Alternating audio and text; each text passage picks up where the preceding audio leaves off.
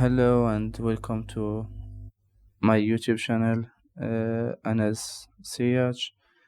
In this video, the series How to Get a PhD, I will guide you step by step throughout the exciting and sometimes challenging journey of pursuing a PhD. Whether you're just considering a doctorate or are already planning to apply, this series will give you the tools, tips, and insights you need to navigate the process successfully. In this series, we will cover everything from selecting the right institution and field of study to writing your thesis to defending uh, your PhD thesis with confidence.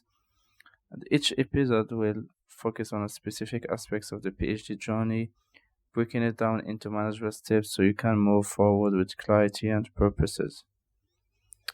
And now, in episode 1, choosing the institution and field of study, we will tackle the foundation of your PhD journey, making the right decisions about where and what to study.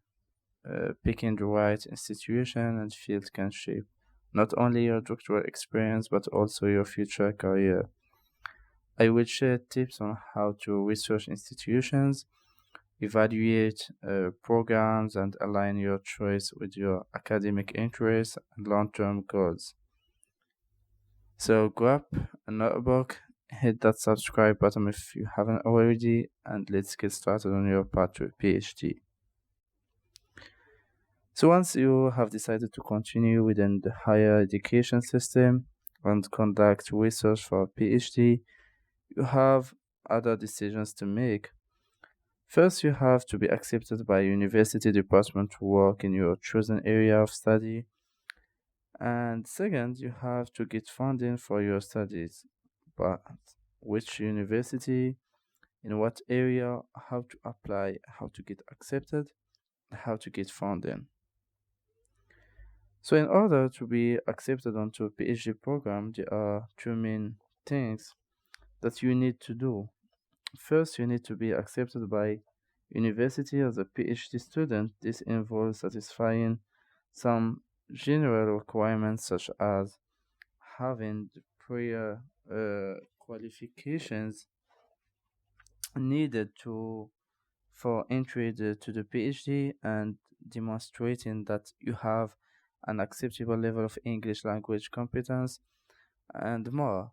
Importantly, you need to have found a supervisor who will accept you as PhD student. The second main requirement is that you have arrangements to fund your study. This involves being able to pay your tuition fees and having some money to pay your day to day accommodation, food, and other living costs. You may be in the fortunate position of being able to fund the PhD yourselves, but for most students, you will need to have some kind of bursary from the university, research council, or charity, or from your home government. Then, for overseas students, you will need to satisfy certain requirements about visas and other governmental requirements. You will need to identify a number of departments to apply to based on them having expertise in your area of study. Contrasted to undergraduate study, departments are more specialized for PhD study. You will need to find a supervisor whose research interests are in the same broad area in which you want to study for a PhD. Then you should be confident that the research discipline or area in which you plan to study is genuinely one you can see yourself concentrating on very closely for the next 3, 4, or 5 years of your life, and maybe more. So many PhD students have come unstuck simply because they have lost interest or belief in the area they are investigating.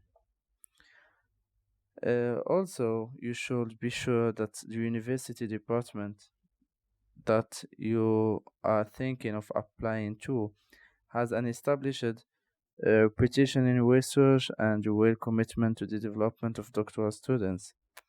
Begin by looking at their website, and when you go to the department for interview, do not hesitate to ask about these issues that are so important to your success. You should collect whatever literature is available about the department, the staff engaged in research, and precise nature of that research.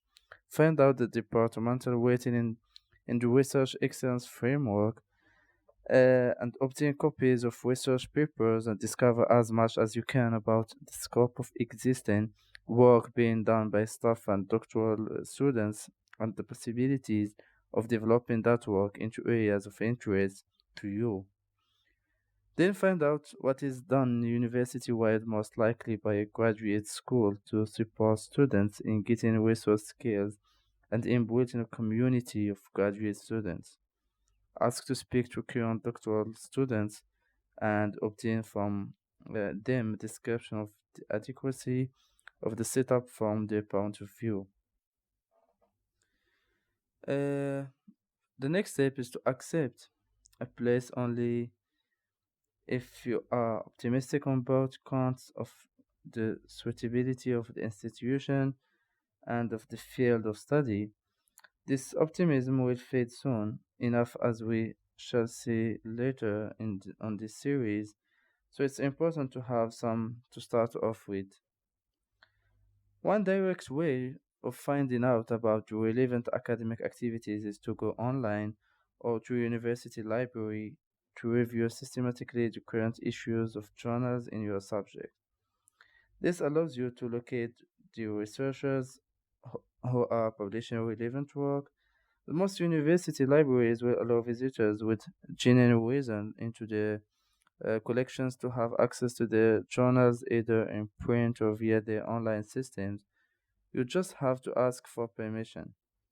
You can look on the web to find out information about departments and supervisors, and ask on mailing lists in your subject for advice about where up and coming departments in your area of interest. Researchers are also now often listed on social media sites such as Academia, ResearchGate, and more generally on LinkedIn, which can enable you to identify relevant supervisors by their research interests. So you can obtain good information through the internet by using the Google Scholar